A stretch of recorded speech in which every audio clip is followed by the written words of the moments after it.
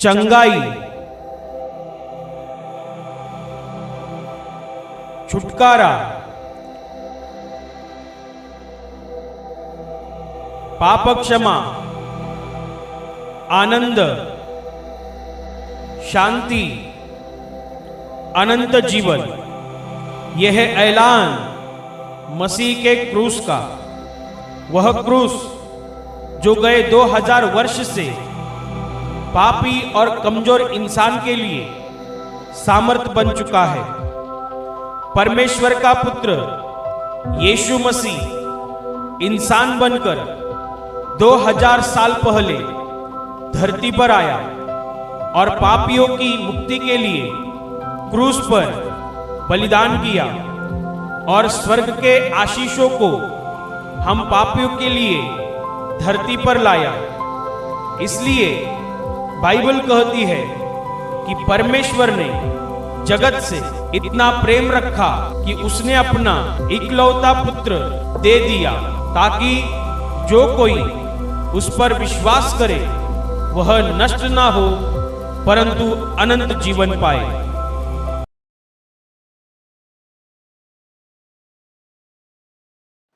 मत्ती का सुसमाचार अध्याय 16 वचन 26 मैं पढ़ती हूँ, अच्छे से सुनिए। यदि मनुष्य सारे जगत को प्राप्त करे और अपने प्राण की हानि उठाए तो उसे क्या लाभ होगा, या मनुष्य अपने प्राण के बदले क्या देगा।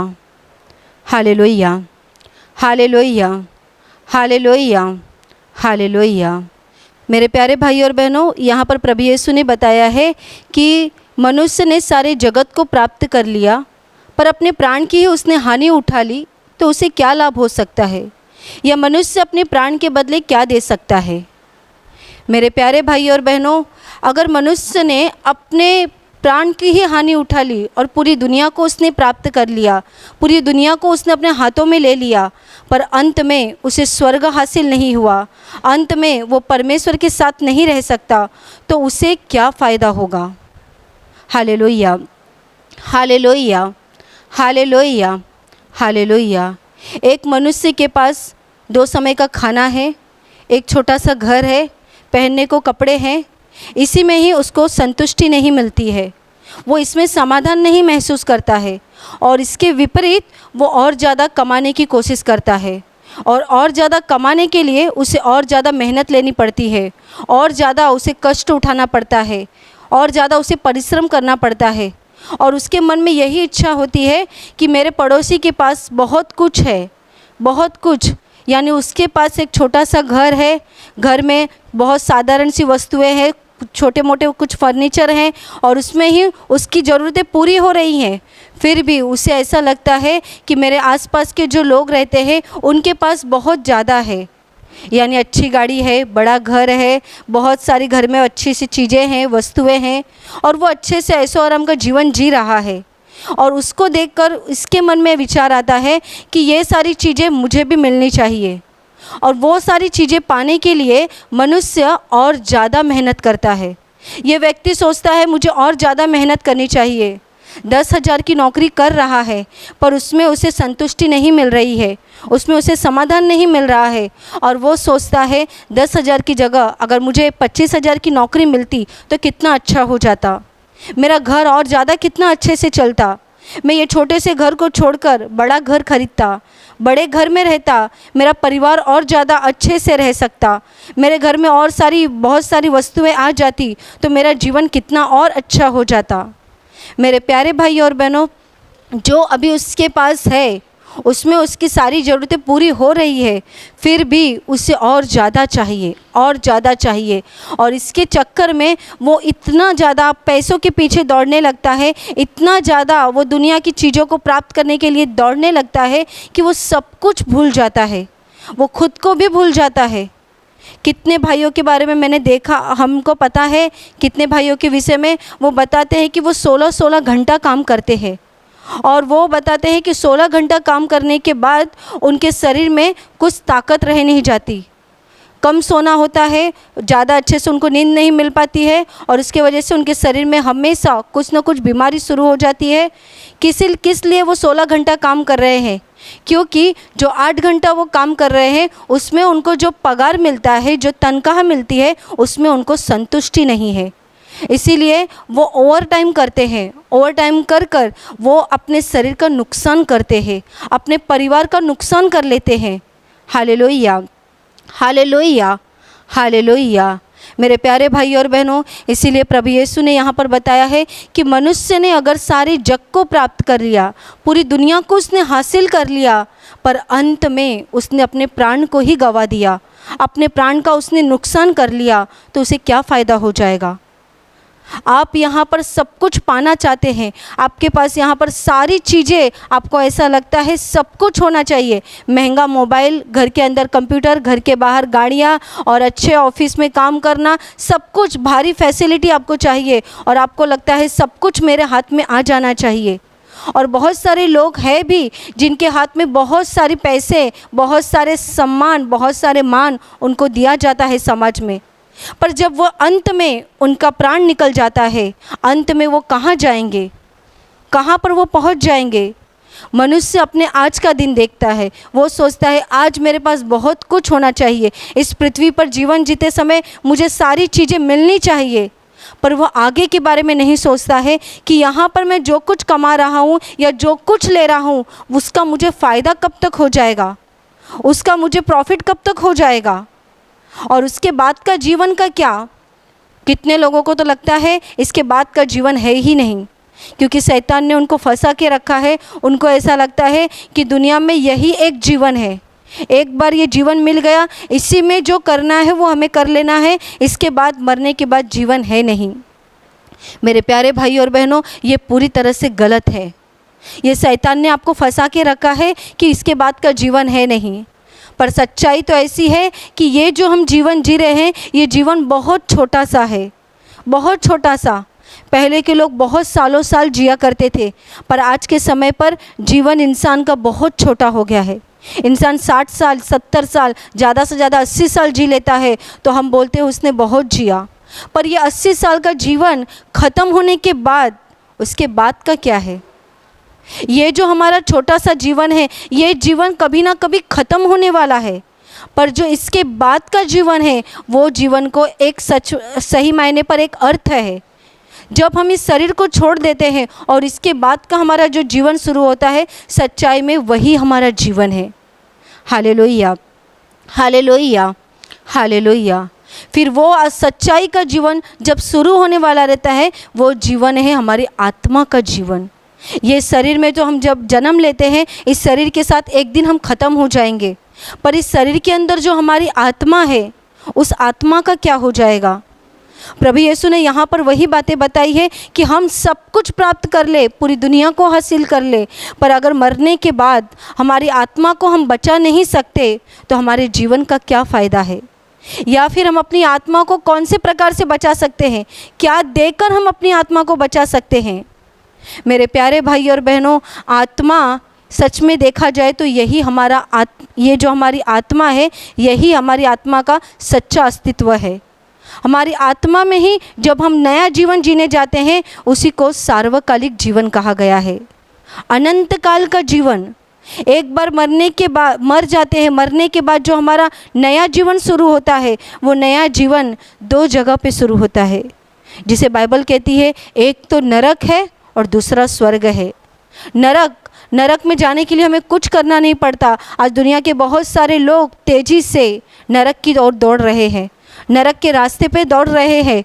वो दुनिया में जीते समय सब कुछ हासिल कर रहे हैं, खा रहे हैं, पी रहे हैं, मज़ा कर रहे हैं, दुनिया के सारों ऐसो आराम में वो अपना जीवन बिता रहे हैं, दुनिया का आनंद लूट रहे हैं, पर अंत में उन्हें खुद को भी नहीं पता कि जिस रास्ते पे वो चल रहे हैं, वो रास्ता एक दिन नरक की तरफ जाने वाला है। पर मेरे प्यारे भाई और बहनों, बहुत लोग हैं जो प्रभु यीशु पर विश्वास कर रहे हैं।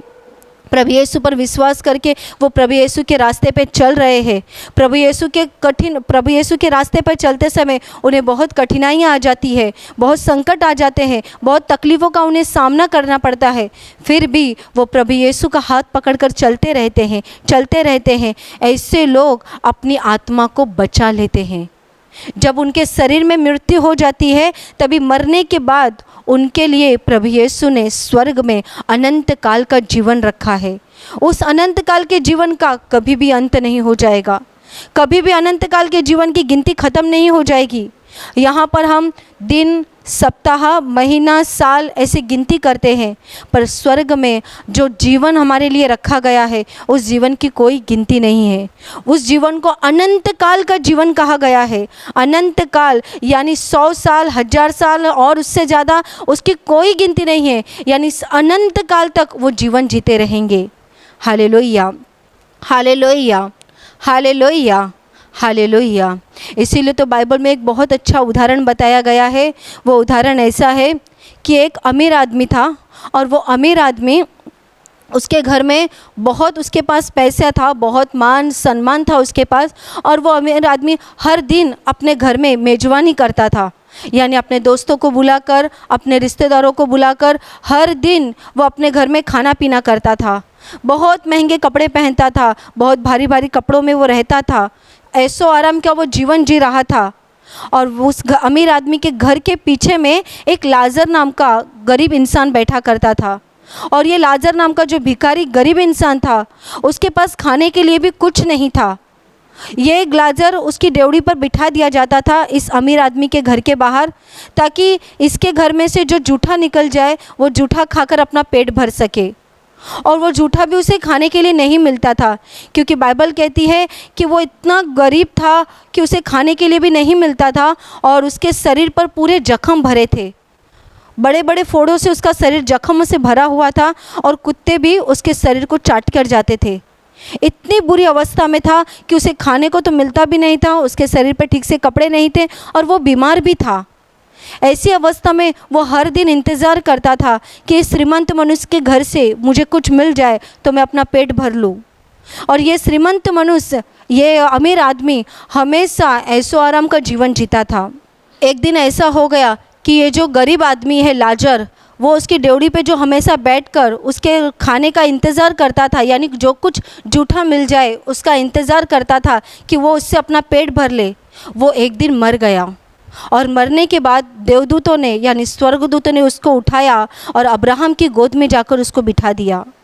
और कुछ ही दिनों के बाद ये जो श्रीमंत इंसान था, अमीर इंसान था, उसकी भी मौत हो जाती है। और मरने के बाद जब वो अपनी आंखें उठाकर आत्मा में देखता है तो वो खुद को एकदम अधोलोक में पाया, वो खुद को महसूस करता है। और जब वो अपनी आंखें उठाकर देखता है तो ऊपर देखता है कि जो गरीब भिखारी लाजर उसके दरवाजे के बाहर बैठा करता था, उसके जूठन खाया करता था, उसके जख्मों को कुत्ते चाट कर जाते थे, ऐसा ये गरीब भिखारी लाजर वो अब्राहम की गोद में बैठा हुआ है, यानी अब्राहम के साथ स्वर्ग में बैठा हुआ है। तभी ये श्रीमंत इंसान, अमीर इंसान चिल्लाता है, अब्राहम को आवाज़ देता है और कहता है कि मैं इस आग में जल रहा हूँ और तू मुझ पर ऐसी दया कर कि वहाँ से लाजर को नीचे भेज दे, ताकि वो अपनी उंगली से पानी का एक बूंद मेरी जीभ पर रख दे, क्योंकि यहाँ की अग्नि मुझे जला रही है। तभी अब्राहम उसको उत्तर देता है कि याद कर, तू पृथ्वी पर रहते हुए तूने बहुत सुख भोग लिया, पर अब तू यहाँ पर दुख भोग रहा है।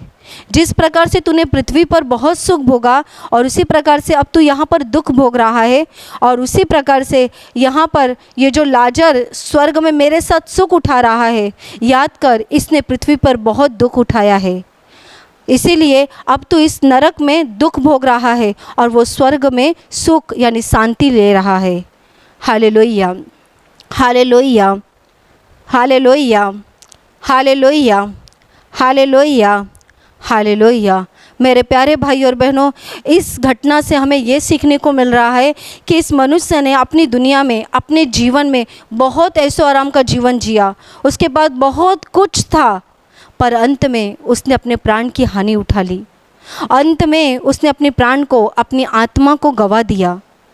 अगर आप भी इसी रास्ते पे चल रहे हैं तो आज ही मन फिरा लीजिए, प्रभु यीशु के ऊपर विश्वास कीजिए, उसके रास्ते पे चलिए, जो आपके पास है उसी में संतुष्ट हो जाइए। उसी में समाधान हो जाइए। आपके पड़ोसी के पास कितना ज़्यादा है उसे देखकर अपने मन में दुखी मत हो जाइए, तो बल्कि ये सोचिए प्रभु ने आपको जितना दिया है उसमें आपके लिए बहुत कुछ है। प्रभु आपको दे रहा है 2 समय का खाना, प्रभु आपको रहने के लिए घर दे रहा है, प्रभु आपको पहनने के लिए कपड़े दे रहा है, इसी में आप संतुष्ट हो जाइए। आप दुनिया के पीछे मत भागिए। जैसे दुनिया के लोग बहुत सारी चीज़ें प्राप्त करने के लिए भाग रहे हैं। बहुत लोगों को सोना बहुत पसंद है, बहुत लोगों को चांदी बहुत पसंद है, बहुत लोगों को बहुत प्रॉपर्टी करना अच्छा लगता है, बहुत लोगों को बहुत बैंक बैलेंस जमा करना अच्छा लगता है। उनको लगता है ये सारी चीज़ें हमारे लिए करनी चाहिए। पर मेरे प्यारे भाई और बहनों, आप अपने लिए उतना ही करो जितना आपको ज़रूरत है। जितनी चीज़ें आपके लिए आपको ज़रूरत है, आपके परिवार के लिए जितनी चीज़ें ज़रूरत है, आप उतना ही कीजिए। बाकी की सारी चिंता प्रभु यीशु के ऊपर छोड़ दीजिए। दुनिया के साथ में, दुनिया के पीछे मत भागिए। आप दुनिया में रहते ज़रूर है, पर दुनिया के जैसे मत बन जाइए। आप प्रभु यीशु पर अगर विश्वास करते हैं तो उसके ऊपर विश्वास करके उसके रास्ते पे चलते रहिए, ताकि आपको अंत में वो अनंत जीवन मिल जाए। वो अनंत जीवन जो प्रभु यीशु ने हम जैसे विश्वासी लोगों के लिए रखा है। अगर आप प्रभु यीशु पर विश्वास रखते हैं तो आप मन के अंदर ये विश्वास रखिए कि यहाँ पर मुझे कुछ मिले ना मिले, यहाँ पर मेरी ज़रूरतें पूरी हो ना हो, पर मेरा विश्वास है प्रभु यीशु ने मेरे लिए स्वर्ग में सब कुछ रखा है। वो एक दिन मुझे स्वर्ग में सब कुछ दे देगा। वो एक दिन स्वर्ग में मुझे सच्चा आनंद दे देगा। एक दिन वो मेरे जीवन में से सारी तकलीफ़ों को निकाल कर वो अपने स्वर्ग में मुझे सच्ची शांति दे देगा। Hallelujah, hallelujah, hallelujah, hallelujah. मैं आपको एक और उदाहरण बताना चाहती हूँ, एक सच्ची घटना बताना चाहती हूँ। एक भाई था और वो भाई वो जहाँ पर रहता था वो बहुत श्रीमंत था। उसके पास अच्छा घर था, पत्नी, घर बार सब कुछ था। पर वो काम क्या करता था, वो थोड़ा सा उम्र में ज़्यादा था। उसका काम एक ही था कि वो दूसरों के घर, जो कुछ भी घर में मतलब जिसका घर रहता था, वो घर पर अगर कोई केस चालू है या घर कोई भाड़े पर लिया है या घर का कोई कर्जा अदा नहीं कर पा रहा है, तो ऐसे लोगों का वो घर ज़बरदस्ती करके ले लेता था। और कितने सारे घर ऐसे ही उसने अपने कब्जे में कर लिए थे, और बहुत सारे घर उसने में कब्जे में करके वो बहुत सारे घर का मालिक बन गया था। और उसका काम ही वही था कि हमेशा वो कोर्ट में जाया करता था, किसी न किसी पर कोर्ट में केस करता था और उनका घर ज़बरदस्ती से लेकर वो खुद के नाम पर कर लेता था। और ऐसे करके बहुत से जो गरीब लोग थे वो हमेशा उसके सामने रोते थे और बहुत बार कहते थे कि ये घर हमारा है, हमारे ऊपर कर्जा ज़रूर हो गया है, पर इस घर को आप मत लीजिए, ये घर हम कभी ना कभी छुड़ा लेंगे। पर वो कभी किसी की सुनता नहीं था। हमेशा वो दूसरों का घर हड़प के ले लेता था और ऐसा करके उसने बहुत प्रॉपर्टी बना ली थी। और वो हमेशा दूसरों से कहता भी था, मेरे पास तो इतना सारा घर है, इतना सारा दुकान है, मुझे किस चीज़ की कमी है। और हमेशा वो दूसरों को तुच्छ समझता था, यानी आसपास में जितने लोग रहते थे सबको वो तुच्छ समझता था। किसी से वो ठीक से बात भी नहीं करता था और हमेशा वो ऐशो आराम से रहा करता था। आसपास में जितने लोगों का घर उसने ले लिया था वो सब लोग उसका बहुत बुराई करते थे। वो कहते थे ये इंसान कितना बुरा है, हमारे घर को उसने ले लिया, ज़रा भी तरस नहीं खाता, ज़रा भी किसी के बारे में सोचता नहीं, हमेशा खुद की ही भलाई देखता है। और एक बार ऐसा ही हो गया, किसी व्यक्ति के साथ उसका झगड़ा हो गया। वो व्यक्ति भी बहुत गरीब था और उसने कहा कि तूने जो ये घर लिया है, एक दिन तेरा घर ये मैं ले लूँगा और तुझे मैं रास्ते पर लाकर दिखा दूँगा। और वो भाई बहुत रोने लगा, उसके मन में बहुत डर महसूस हो गया और वो प्रभु यीशु पर विश्वास करता था, उसका परिवार प्रभु यीशु पर विश्वास करता था। ये पति पत्नी प्रभु यीशु के सामने बहुत रोकर प्रार्थना करने लगे कि प्रभु ये घर अभी तो हमने लिया है और ये घर पर उस सामने वाले व्यक्ति की नज़र है, वो कैसे भी करके वो उसने हमें धमकी दी है कि ये घर वो ले लेगा, तो कुछ तो कर, ये हमारा एक ही घर है, अगर उसने ये भी ले लिया तो हम कहाँ जाएंगे। ये पति पत्नी हमेशा प्रभु के पास प्रार्थना करते रहे और बाद में एक दिन ऐसा हो गया कि इस व्यक्ति ने, जो सामने वाला व्यक्ति था, उसने कहा कि आपको ये घर बहुत जल्दी खाली करना पड़ेगा क्योंकि इस घर पे मैं केस डालने वाला हूँ।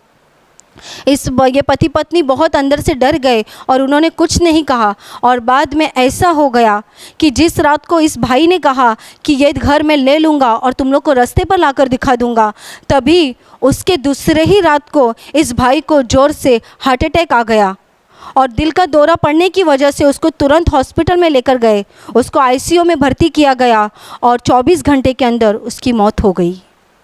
Hallelujah, hallelujah, hallelujah, hallelujah. मेरे प्यारे भाई और बहनों, ये घटना मैं आपको इसीलिए बता रही हूँ, ये घटना पूरी तरह से सच घटना है। मैं आपको इसीलिए बता रही हूँ ताकि इस घटने के ऊपर से आपको मालूम पड़ जाए कि प्रभु यीशु कितना महान है। प्रभु यीशु ने, आपको ऐसा लगता होगा उस व्यक्ति की जान चली गई, ये कैसे हो गया? पर आपने ये सोचा कितने लोगों का, कितने गरीब लोगों का घर इस व्यक्ति ने ले लिया। और अंत में जो मसीह परिवार था, ये जो पति पत्नी रहते थे, उनका परिवार रहता था, अंत में वो उनको भी सताने लगा। बहुत से लोगों को वो सता रहा था और उससे अपने घर पर, अपने पैसों पर बहुत घमंड था।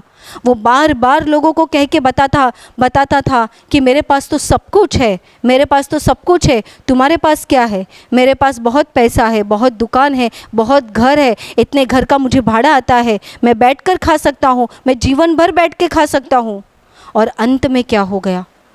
जीवन भर उसने पूरे पैसे को, पूरी प्रॉपर्टी को उसने जमा करने में बिता दिया और अंत में उसने अपने प्राण की हानि उठा ली। Hallelujah, hallelujah, hallelujah, hallelujah. मेरे प्यारे भाई और बहनों, आप अगर प्रभु यीशु पर विश्वास करते हैं, विश्वास में चलते रहिए, दुनिया के पीछे मत भागिए। आप अगर अपने प्राण को ही खो देंगे तो किस चीज़ से अपने प्राण को वापस लाएंगे? आप अपने कौन सी चीज़ देकर अपने प्राण को वापस ले सकते हैं? प्राण को यानी आत्मा को आप अपनी कौन सी चीज़ों से बचा सकते हैं? एक बार अगर आपकी आत्मा नरक में चली गई तो क्या आपका सोना आपको बचा सकता है? क्या आपका भारी मोबाइल, जो बहुत महंगा मोबाइल है, क्या वो आपको बचा सकता है? क्या आपका भारी कंप्यूटर आपको बचा सकता है? क्या आपकी भारी गाड़ी आपको बचा सकती है? आपकी ऐसी कौन सी चीज़ है कि आपका भारी महंगा घर आपको बचा सकता है? दुनिया की ऐसी कोई भी चीज़ नहीं है जिस चीज़ को देकर हम अपने आत्मा को बचा सकते हैं। हमारी आत्मा को हम केवल एक ही चीज़ से बचा सकते हैं और वो है प्रभु यीशु पर विश्वास करने से। प्रभु यीशु पर विश्वास करने से हम अपनी आत्मा को सुरक्षित रख सकते हैं। उसके ऊपर विश्वास कीजिए, उसके नाम पर विश्वास कीजिए और दुनिया के पीछे, पैसों के पीछे, सोने के पीछे, चांदी के पीछे और बहुत सारी प्रॉपर्टी के पीछे मत भागिए।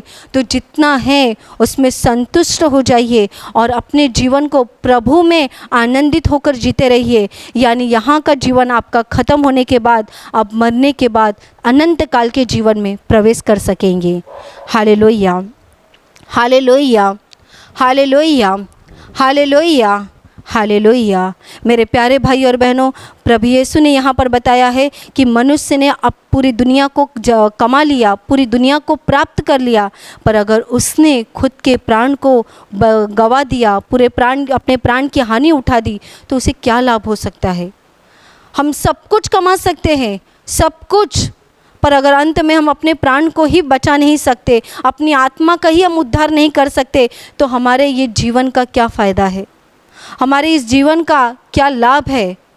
और अंत में जब हम अपनी आत्मा को नरक में पाएंगे तो उसे हम किस चीज़ से बचा सकते हैं? कौन सी चीज़ से हम बचा सकते हैं? कोई भी चीज़ से नहीं। हमारी आत्मा को हम एक ही चीज़ से बचा सकते हैं और वो है प्रभु यीशु का पवित्र लहू। आज तक आपने कभी प्रभु यीशु पर विश्वास नहीं किया होगा, आज ही प्रभु यीशु पर विश्वास कीजिए, उसे अपने जीवन में मुक्तिदाता करके स्वीकार कीजिए, अपने जीवन में प्रभु करके स्वीकार कीजिए। आपको आज तक पैसों का लालच होगा, आज तक आपको प्रॉपर्टी का लालच होगा, आज तक आपको बहुत सारे सोना चांदी और बहुत सारी चीज़ें जो दुनिया में है उस चीज़ों को पाने की लालसा होगी। वो सारी चीज़ें छोड़ दीजिए, वो सारी चीज़ों पर भागना बंद कर दीजिए और जो आपको प्रभु ने दिया है उसमें संतुष्ट हो जाइए, उसमें आनंदित हो जाइए, उसमें आनंद करके प्रभु यीशु में आनंदित होकर जीवन जिए। आप उसमें आनंदित होकर प्रभु यीशु में आनंद करिए। मेरे प्यारे भाई और बहनों, प्रभु यीशु हमें अनंत काल का जीवन देना चाहता है। वो हमें जीवन देने के लिए ही आया है। इसीलिए तो वो कह रहा है अनंत काल का जीवन देने के लिए वो इस धरती पर आ गया है। उसका स्वीकार कीजिए, उस पर विश्वास कीजिए और उस पर विश्वास करके अनंत काल के जीवन में प्रवेश कर लीजिए। Hallelujah, hallelujah, hallelujah, hallelujah, hallelujah, hallelujah. और अभी प्रार्थना करने का समय है। मैं आपके लिए प्रार्थना करने जा रही हूँ। आपके शरीर में जहाँ कहीं भी बीमारी है आप वहाँ पर हाथ रखिए। अगर आप वहाँ पे हाथ नहीं रख सकते तो अपने सीने पर हाथ रखिए और विश्वास कीजिए कि एक ही पल में प्रभु यीशु आपको चंगाई दे देगा। प्रभु यीशु के पवित्र नाम से आपके शरीर की सारी बीमारी इसी समय निकल जाए। प्रभु यीशु के पवित्र नाम से आपके जीवन का दुख, समस्या प्रभु यीशु के नाम से निकल जाए। आपके जीवन में जो शैतान काम कर रहा है, शैतान की सारी ताकत प्रभु यीशु के नाम से इसी घड़ी निकल जाए। सब प्रकार की दुष्ट आत्माओं, मैं तुम्हें प्रभु यीशु के नाम से आज्ञा देती हूँ, इनके जीवन से निकल जाओ और फिर से इनके जीवन में प्रवेश मत करना। आपके जीवन में प्रभु यीशु की आशीष आ जाए। आपके घर के अंदर प्रभु यीशु की आशीष आ जाए। पवित्र आत्मा का आनंद आपके जीवन में और आपके परिवार में आ जाए। आमीन।